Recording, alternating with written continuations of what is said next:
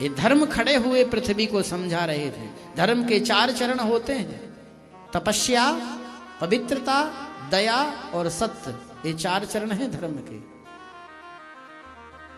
सतयुग में 4 चरण थे। सतयुग बीता तो तपस्या रूपी चरण टूट गया। द्वापर त्रेता बीता तो पवित्रता रूपी चरण टूट गया।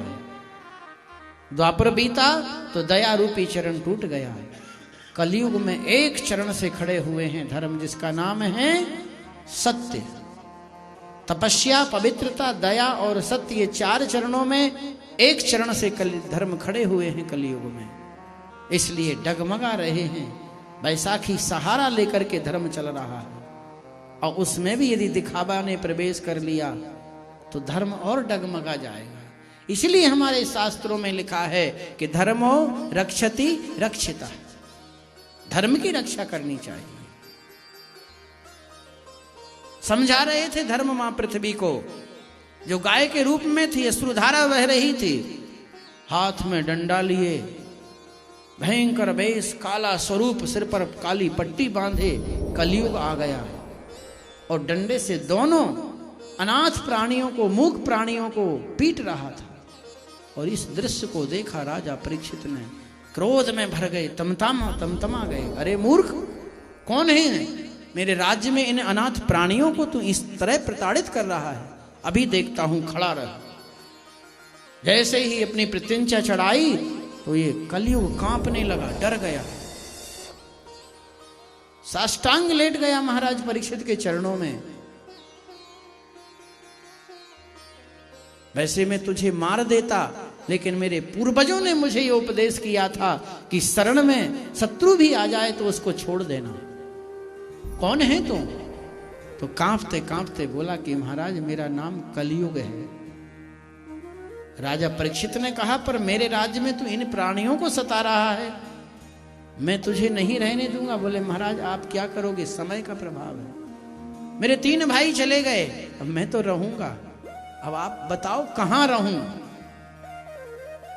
रहना तो है मुझे, स्थान आपको बताना होगा।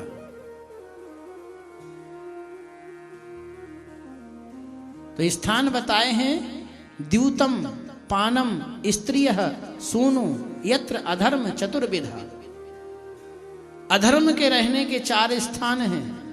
अधर्म जहां रहता है, द्यूतम जहां जुआ खेला जाता है, वहां कपट के रूप में तुम रहना, कलयुग से कह रहे हैं महाराज। पानम जहां मदिरा पान होता है, वहां मद के रूप में रहना। जहां कामासक्त हो वहां तुम काम के रूप में रहना, और जहां हिंसा होती है वहां तुम हिंसा के रूप में रहना। सुनो, कलयुग ने कहा महाराज एक आध और स्थान दे देते। परीक्षित ने कहा क्यों? विचार करता है कलयुग कि राजा पर अधिकार नहीं जमाया तो मेरे आने का मतलब ही क्या हुआ। राजा जुआ भी नहीं खेलते, मदरा भी नहीं पीते, कामासक्त भी नहीं है, किसी की हिंसा भी नहीं करते हैं। तो महाराज परीक्षित ने कह दिया कि जा सोने में भी तेरा वास होगा। बड़ा खुश हो गया, नाचने लगा, क्योंकि सोने का मुकुट राजा के माथे पर था। सबसे पहले जाकर के वहीं बैठा, अपना प्रभाव जमा दिया। धर्म और पृथ्वी को समझा करके महाराज परीक्षित आगे बढ़े हैं। एक मृग सामने आया, धनुष के ऊपर बाण चढ़ाया, मृग दौड़ गया। राजा परीक्षित भी अपने घोड़े को दौड़ाते चले गए। बहुत दूर ले गया ये मृग, वो शिकार भी हाथ नहीं लगा, और वहां से लौट करके आए तो भूख और प्यास से व्याकुल हो गए। विचार करने लगे कहीं कोई स्थान मिल जाता।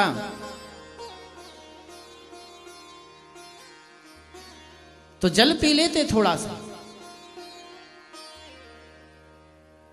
एक सुनसान आश्रम देखा, आश्रम में प्रवेश किया।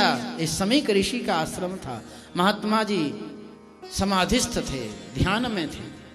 राजा परीक्षित ने प्रवेश किया आश्रम में, आवाज लगाई, महाराज आपके राज्य का राजा परीक्षित हूं, जल पिला देते। महात्मा तो समाधि में थे। कोई उत्तर नहीं मिला। एक बार, दो बार, 3 बार आवाज लगाने पर भी जब कोई उत्तर नहीं मिला,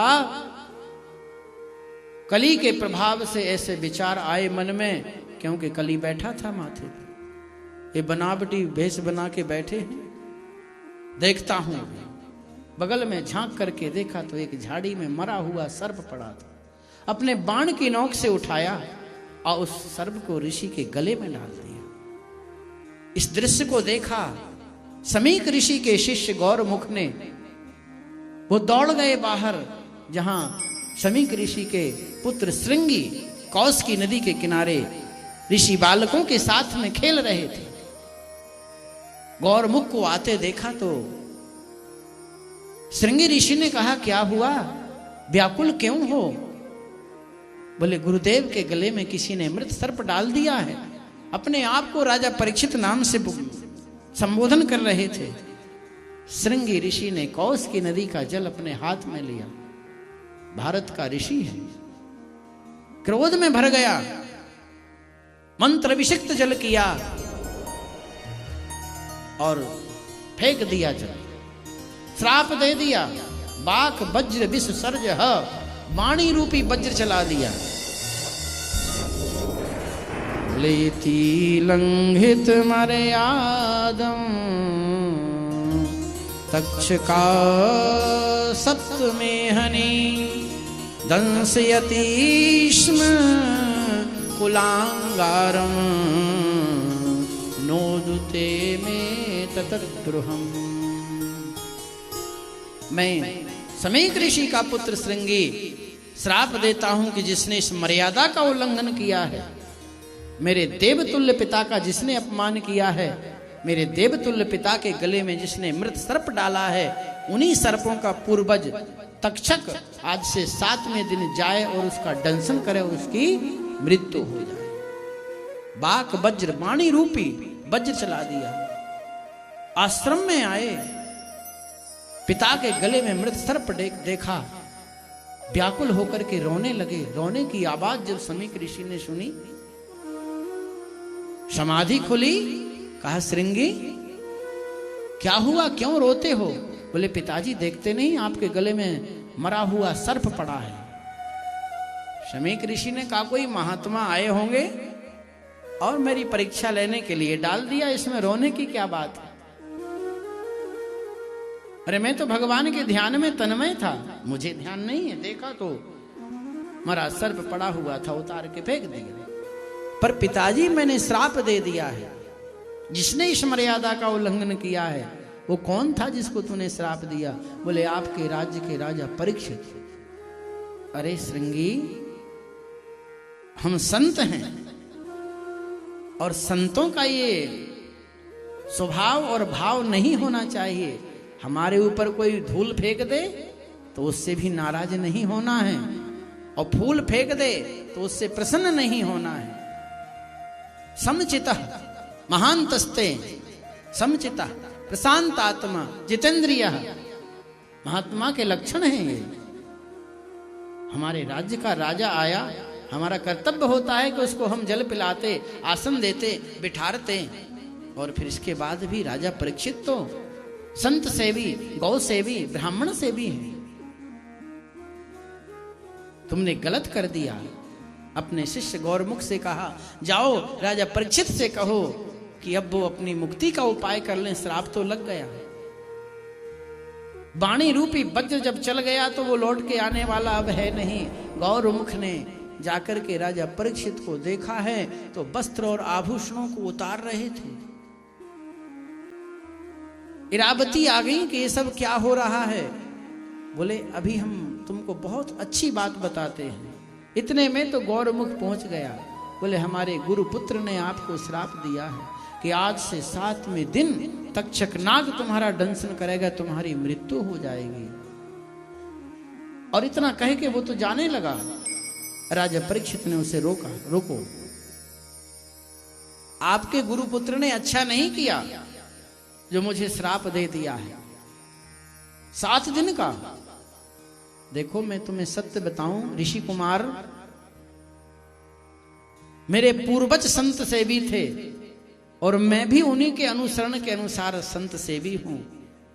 मुझसे एक संत का अपराध हो गया। अब वो कारण कुछ भी बना हो, लेकिन मैं इस अपराधी शरीर को 7 दिन तो बहुत होते हैं, 7 मिनट भी रखना नहीं चाहता। ये पृथ्वी फट जाए और मैं इसमें समा जाऊं। जिनकी कृपा से पृथ्वी हरी भरी है, जिन संतों का आशीर्वाद है, उन संतों को का मेरे द्वारा अपमान हुआ है, क्षमा करना मुझे।